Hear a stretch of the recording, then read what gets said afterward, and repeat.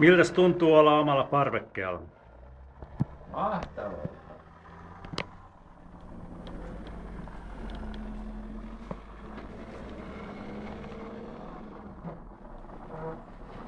Siinä on vielä tämmöinen hankaluus nyt, että ahtaita nämä paikat.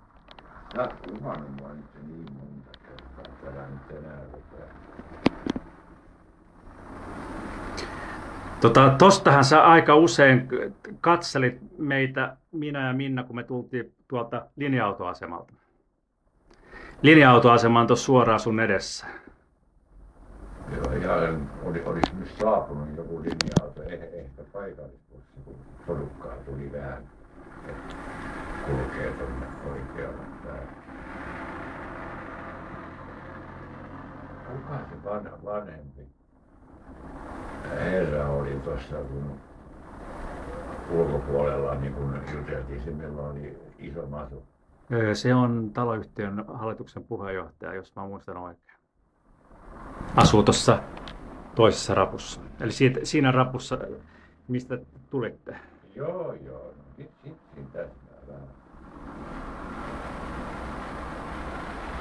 Ambulanssi K192 ajoi ohi.